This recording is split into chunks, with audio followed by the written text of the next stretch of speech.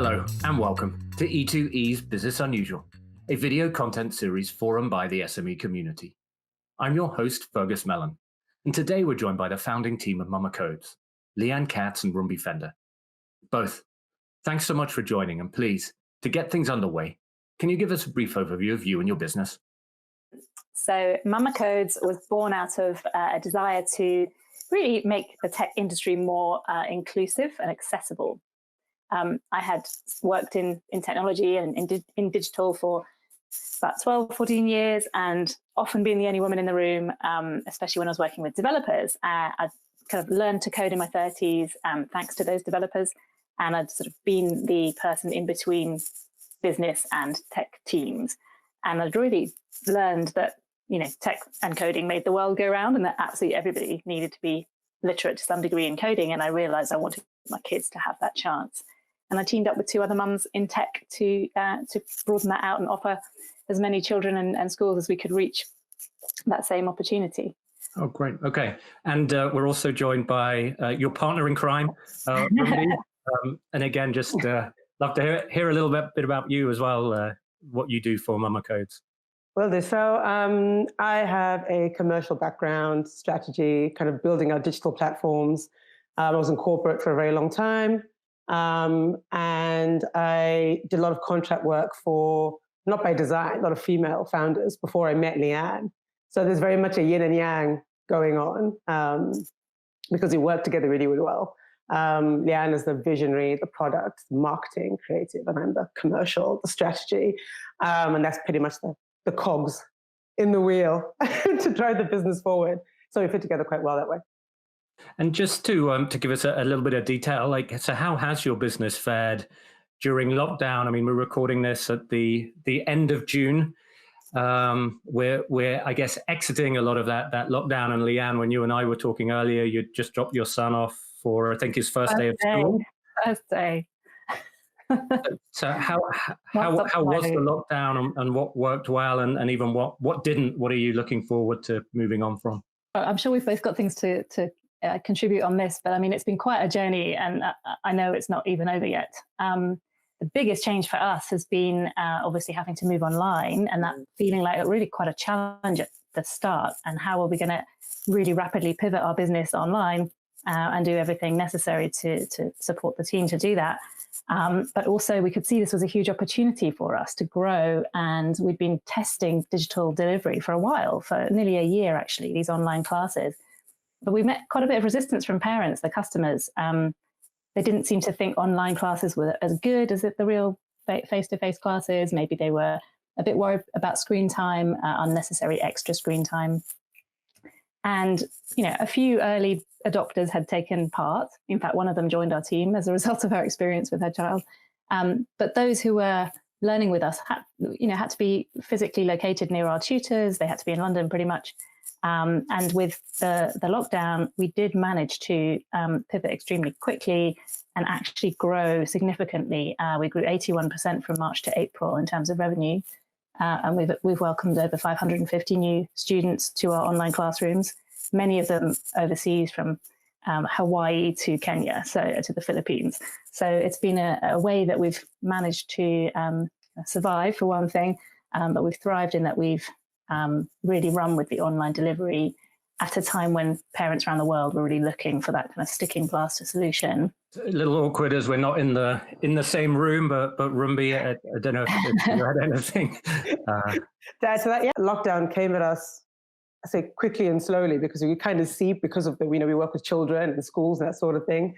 In that sense, we knew it was coming, but it also rushed at us, as I think it did to a lot of businesses as well. And it's like, oh my goodness, we are going to have to really think about how we can get the business ready. And what I definitely think I'm the proudest aspect for me is the resilience of the business.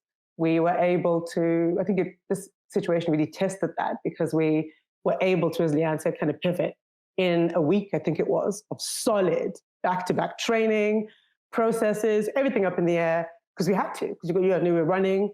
Nobody wants to lose revenue. Nobody wants to lose momentum. But then on the other hand, no one knows how parents are going to respond, because it's just all so new and also uncertain. And the fact that we were able to transfer what we do. It was a lot of work, but arguably, not much changed as far as the gold dust of what we do, how we teach, and what we offer didn't really change. I think what was been tougher was we were having some really interesting fundraising conversations, like right before lockdown, that were looking really, really good. Then, of course, spanner in the works. But again, testament to resilience. We've relied on our community before. They've come through for us. We've done a crowdfund before. So it just means we're reevaluating and potentially, and I think everything happens for a reason, that for the nature of our business, that might probably be the best way to go, really. It's just go back to the people that love us and are actually spending with us and evangelizing about us. So really, really steep learning curve. But overall, I think we fared pretty well. And in terms of that remote work kind of piece, even though we are opening up, it's still, you read the papers over the weekend, and I'm thinking the Times, it was saying that, employers should encourage people to go back to the office because really there isn't much sign of that for, the rest of this year. How have you been able to make remote work for both kind of you and everyone else, your employees, and potentially also your customers? I guess I'll talk about this one because I'm really passionate about flexible working and remote working. So Mama Codes, as I mentioned, has got a very major, one of the major strands in our mission is empowerment, empowering the children we teach, but also the families around them, and just as much our team. So we actually have in our team a lot of people who wouldn't be able to work in a traditional workplace around really small kids. We've had people training whose kids are 6 weeks old. And so we always offer flexible working wherever possible. Rumbi and I are office-based, usually 2 or 3 days a week together, but the rest of the team and the rest of my time is at home anyway. So we had worked really hard on systems and tools and etiquette as well around how remote working could work, and had advised 1 or 2 other companies on it as well. I don't think that even that prepared us for kind of the relentlessness of 24/7 remote virtual socializing as well. And it's one thing living on Zoom and Trello and Slack and all these fantastic tools that we had really felt we'd optimized for your work, but then actually seeing people in your day-to-day fitness or socializing, and then actually having all of that transition onto Zoom, we kind of had like a sort of overload and overwhelm, as I'm sure many people can relate to, a kind of fatigue of it. So it's just all about asking and not assuming when your colleagues want to be contacted, how they want to be contacted. And we developed a bit of an etiquette, which may be helpful to share. So we have a priority system. So in any kind of communications, we kind of hate email. So we tend not to email very much. I literally have about 8 emails I deal with a day maximum. It's great. Everything else, if it's just day-to-day work, progressing things we've already talked about, we're moving it along, and you just want to add an update or let somebody know that you are doing it or you've got a question, that should be on Trello, which is our task management online system. Very visible. So for control freaks like me, it's great. I can see exactly what's happening without actually annoying everybody every 5 minutes by asking. Also cuts down the number of communications you need to have to ask because you can just see it. And then anything that is needing an answer pretty quickly or just letting somebody know so they definitely know something maybe before a call, that can be interruptive. So for instance, Slack or WhatsApp. But we always preface everything with P1, fire on the mountain, drop everything. You need to come and help with this. The website's fallen over. P2, I'm working on this and I can't progress this without your help. So I just need a bit of your time and attention on this. But when it suits you, the next couple of hours or so would be great. And then P3 is just so you know. And it's unbelievable how much of our communication is actually in that category in the P3. But when you're maybe juggling a number of different things, whatever they are, it's not just about kids. Some people are studying, some people are just knee deep in legal papers and don't really want to be disturbed by something which seems really urgent because it's pinging you. So just by categorizing those, and then if you look up, you see the ping or you see the notification and you see it says P3, I can look at that later. It's incredibly good for the sort of soul and the counteracting overwhelm. So I think generally we've fared pretty well on the remote working because we did it anyway, but we have had to do a bit more of the sort of checking in on the team. Some people go a bit quiet and you think, well, how are they? Maybe they're not working as much as they'd like to. So kind of calling them, or even just, I did quite a lot of voice WhatsApp messages. It's kind of in between. It's not asking them to pick up the phone and tell you how they are, but it's a bit warmer than just a text message. We do online virtual pub quizzes as well. So if anyone wants to do that, they can join in and have a bit of fun, a bit of socializing, nothing to do with work chat. And we even streamed some meditation sessions near the beginning when everyone was really struggling to adjust to what it meant. I think we probably need that a bit more again now, because we're now settling into, so how long is this going to go on for? It's kind of, we're out of it, but we're not out of it. And it's not all that satisfying an existence, not really being able to see anybody that you care about that closely. I love the P3. I think even though you don't use email, I almost think even that being in the subject line of email would just be helpful. It's right. Great. For a time, we were disciplined and we did it in email, but something always gives them that tends to be that. But yeah, thinking about, do I need to email somebody that? Email is for the record in our business. So if you need to email something really detailed, or, I actually really think this and I don't want you to lose this in the Slack kind of deluge, that can go in email. But if it's just a kind of to and fro, and what do you think about this? And should I do that? And I was thinking this, absolutely should be in that sort of disposable category and graded. So there's a lot of discussion around diversity and in business in general, but also specifically in tech. And I think Mama Codes is very interesting just by your name. You're at least addressing kind of one area of lack of diversity. And like you were saying earlier, Liane, in your business experience, you'd be the kind of the one female and working with a lot of male software engineers. But how do you feel about diversity, whether in tech or broader business, and kind of what are the steps you're doing to encourage this more? Passion point for me. So I think what I particularly love, having worked in all kinds of places in my career, is what we've built has been fairly effortless, really.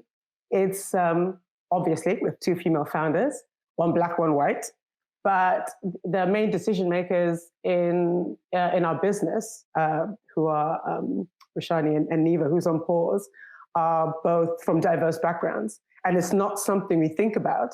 It sounds really simple, but if, in my view, if businesses were focused on the best person, then none of that stuff really matters. It really doesn't.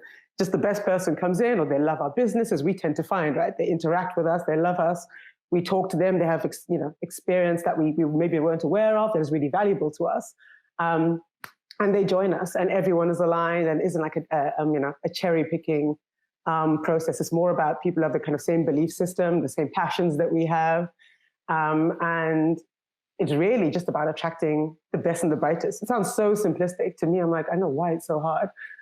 Because if you are looking for the best people, then everything kind of sorts itself out. I'd like to add to that as well, that at the moment with the much more mainstream, widespread, frequent conversations about diversity happening, it's very easy for us to see who is putting out the right kind of messages that we appreciate. And so we can, in the last few weeks, I've really kind of noticed a few more organizations I'd really like to speak to, just because of the way that they're engaging in that debate. So in some ways, the PR can work if it's done, like you said, correctly. Yes, and authentically. You can't fake things like that, contrary to maybe popular belief. You can't do that. And as we've discussed, Rumbi, as well, it's about looking for actions, not just words. Yes. We spoke quite at length about, how to respond to the George Floyd event and subsequent, evolving news and very strong feelings, and wanting to make our position very clear that, we stand for diversity and we won't stand for this. But we felt we couldn't make any kind of announcement until we had a solid action plan to back that up. So, we're dialing up our outreach. We already work with a fantastic charity in North Kensington that works with families affected by the Grenfell tragedy. And we've been working with them for a good 18 months, but we're dialing up, looking for more organizations we can work with, both here and in the US. Sounds just from that yes, you've got a business, you want to create something that's going to last and provide real value to your customers, but also, if I'm hearing it right, mission driven is really kind of there, and I was going to say in the background, but not, I'd say pretty prominent. And we have social impact at the core of what we do. I think any education company should. And it's very striking when people apply to work with us that they say how passionate they are about making a difference to children's lives. And certainly those who join Mama Codes want to make an impact globally, because now that we're online as well, we can very easily extend our reach outside the UK. And it was very striking when we started working with the Nova charity, quite how excited and motivated our team was. It was just something that Rumbi and I felt we really wanted to do. We wanted to establish some CSR. We didn't expect quite how excited the team would get about it, and people were volunteering to go and do classes there. And then we actually made that our training academy. So when people join us, whether they have a trained formal teaching background or not, put them through our practical training and our safeguarding training, and then they actually go and teach classes at this training academy and a number of other settings as well.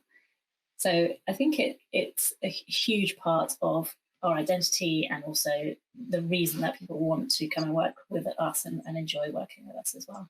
What I think, broadly speaking, it's becoming increasingly clear, maybe a generational thing, that being mission-driven and purpose-driven is really what fuels real change. And it's becoming, increasingly harder for companies to ignore that. Use the example of Facebook's in the press, aren't they? Because all these advertisers are leaving. Being mission-driven has a direct impact on revenue now. Might not have done before, but it does. And it'll probably filter up to the government level where, you've got to say what you mean and mean what you say, and you'll be held accountable if you don't. And I think we try to work that way as well. Not just, so to Liane's point about the foundation, it's something we're kind of very, very passionate about. Of course, we're a for-profit business, but we've always wanted to be able to give back. And our pre-COVID plan, we'll see when it comes in, was to create a foundation. So literally just have a space where we can take what we've built and offer it to children who could never, ever have access to it, could never, ever afford it. Because, the gap, the wealth gap, the opportunity gap, of course, is getting wider and wider, particularly with the advent of technology. We saw, particularly in lockdown, there were, families who I saw a mother who had a son who was doing GCSEs, and a child who I think she was 6 or 7, and she only had a mobile phone. She's like, how is he going to study? Because there's no devices in the home. And it's this kind of thing, the inclusivity, we've tried to build that in as well in our curriculum. So one of our courses is literally for children who don't have devices. So we're trying to build that in and can live what we say, because as I said earlier, you've got to be authentic. If you're not, I think increasingly we called out for it. How to spot a fake, right? And in some ways, in the olden days, it was easier in person, but I'm sure we're getting pretty astute, whether it's on social media posts or videos like this as well. Yeah. Absolutely. And just before we hit record, Rumbi and I, we were talking a little bit about the uncertainty and how much that can be draining on us. And in some ways, going into lockdown, it was maybe not so much uncertainty, certainly very new and crisis, but we knew what we're dealing with as we exit this, or this phase with bars reopening on the 4th, and hopefully even hairdressers too. There's still uncertainty, right? And I think, Liane, we were talking, like, our school's going to open in September. How are you dealing with that? Because as well as a manager, it's difficult to plan. And Rumbi, I think, you were saying regarding your foundation, well, our original plan was this. Yeah. But how are you managing to deal with that uncertainty, both regarding kind of that mental health and just keeping energy up, but also being able to manage your business? Really, really difficult, isn't it? Some days I think, we've got this week. We know what we're doing this week, and we know what the latest guidance is, and we can plan for that. And then the next day you think, hang on a minute, what if that happened? So we're basically having to devote a lot of time to scenario planning. Direct example is we still don't know if we can run physical summer camps, and it's the end of June. So we are putting all the work in that if we feel, and if our insurers feel, and if our customers feel that it's appropriate, we can run a small percentage of our classes in the real world. We're still absolutely running, more than ever online. So I think kind of direct changes we've made is to try and have a more regular cycle of our sprint planning. So instead of planning kind of monthly strategic goals, it's weekly or fortnightly, really, because the sounds are shifting every week at least.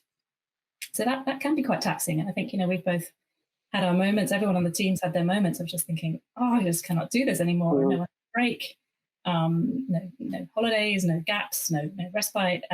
We've all just found what works for us. And some people it's yoga and meditation, some people it's exercise, some people it's baking, some people it's walks in the deserted city or in the countryside if they can get there at the weekend. I think for me, I've really tried to focus on being really grateful for what we do have and not just think about what we've lost. And I take that kind of try and do that in my parenting and at home, and then also kind of in the business. And I'm trying to remember to be generous as well and just think things are really, really tough, but we're doing well. And that goes again, I've been very lucky with my family and the health through lockdown. There's a lot of people having a much tougher time than me. So when it all feels kind of really quite hard and overwhelming, just remember to try and take a break, try and sort of get a bit of perspective, think about how I can help somebody else. And that usually means someone sort of in turn ends up helping me through something. Just on that, the break, is it a 5-minute just stop staring at my laptop or stop focusing on the problem, or do you do kind of much more than anything more than that? I've got 2 kids off school for 5 months, so it's not normally a break of more than 5 minutes, but it's usually a combination of screaming at them to shut my door to my bedroom space and reaching for my meditation app with the other hand. So I'm sort of become this like angry lockdown mum cliche. But the Calm app with its very short meditations has been great. We're all going to sleep with that. And the Yoga app I would really recommend as well. They've both got free trials. I think the Yoga one's a month. So just super short little interludes, which just seem to really help. They won't help everyone, but everyone has their thing. So maybe it's finding a new skill, a new interest to focus in on. Maybe it's rekindling an interest in something you used to do. From my perspective, I'm the complete opposite. I live alone, no kids. So in that sense, I've been isolated for 3 months, however long it's been. And I think what I learned is, you can't take care of anyone else unless you take care of yourself. So I have learned to build in structure in my day because I need that to keep, because it's pretty much like restarting an engine, isn't it? Every day, because the days are so weird now, and this new normal, that to stop the days extending into the ether, and to have just good things happen in it. Like I've started exercising, which is fantastic. Rediscovered that, so that's how I kickstart my day, and that's where I get my energy from. That's where I get my right. Let's go out and get things done. I think structure has been really important for myself and for the team as well. There's so much uncertainty. They want to know that someone cares about them. They want to know what's coming. That's, no curveballs, no last minute things. Just, definitely got to convey that myself and Liane have thought through what is going to happen and what needs to be done. And then everyone is assured that, we have a plan, at least for the next month or couple of months. And as Liane said, we have the scenarios we've planned for, B, C, D, and E.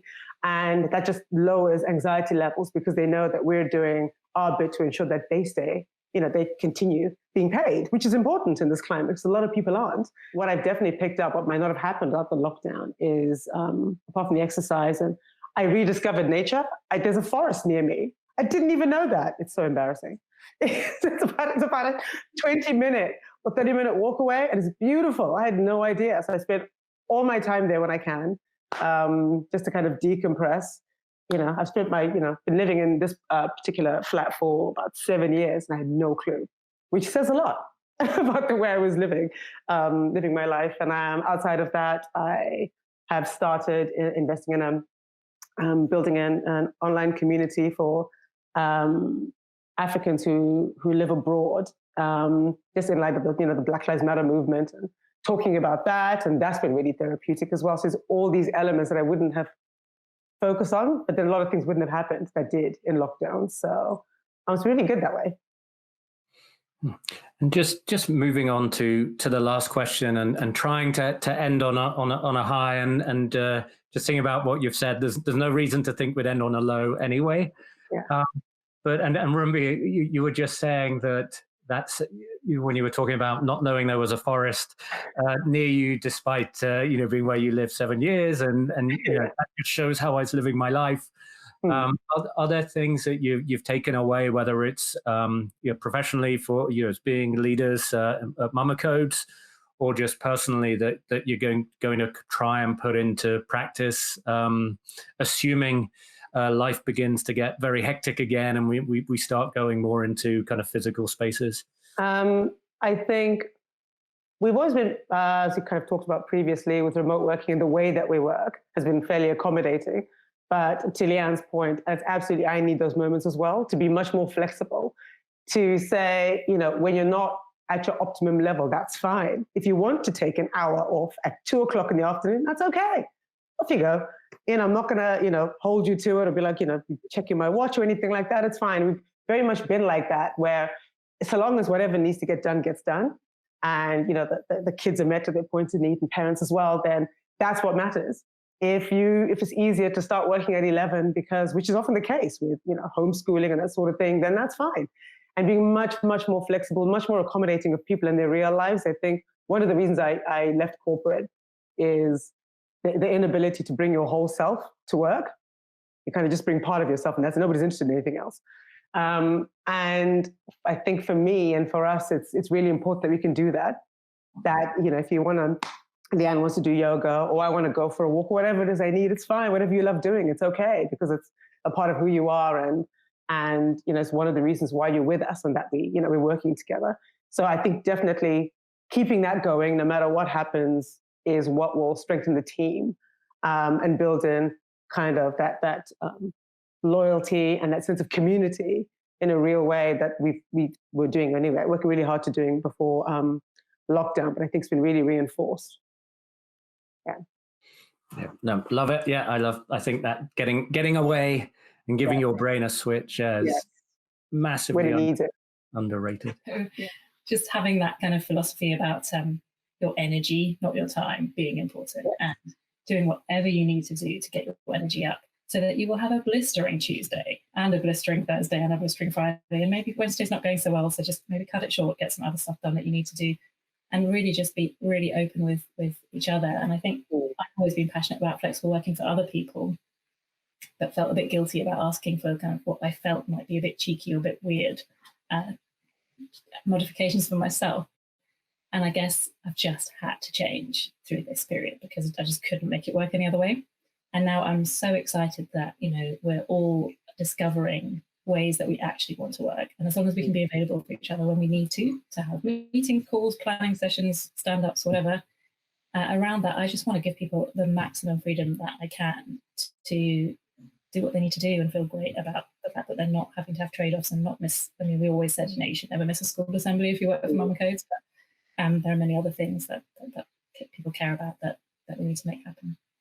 This is kind of a moment to have a fresh approach, almost have a restart up, and both on the business model, on the funding strategy. We would rather not have had everything thrown in the air, and obviously all the human suffering that has come with this terrible pandemic that's clearly not over, and it's not going to be over for a long time. But looking at where we're at and what's happened and what opportunities that brings, I think one of the biggest ones is just to be able to question everything and it not seem like, you weren't sure about your plan. Actually, it's really healthy to question everything periodically, every quarter at least. I'd rather not be questioning it every week like we are right now, but I'm sure we'll settle into some happy medium, and I'm looking forward to it. Yeah, I will say looking forward to it. Don't know what it is, but looking forward to it nonetheless. And I will just say thank you on behalf of E2E, and frankly, anyone who's watching this and maybe or listening to this on a podcast, maybe they're taking a 30-minute break away from their desk, and you've given them some ideas. So really appreciate your time. And just if anyone wants to find out more about Mama Codes, how should they do it? So please come to our website, www.mama.codes, mama.codes, and you will find all the information about the online classes. And if you see or hear this when we are open again in our physical locations across London and hopefully soon beyond, They will all be listed there. We offer a free trial. So if your child of age 3 to 11 would like to have a go, whether they've tried coding before or not, we ask you all those questions and we can get them signed up with one of our fabulous friendly tutors to have a great time and experience the true superpower of coding.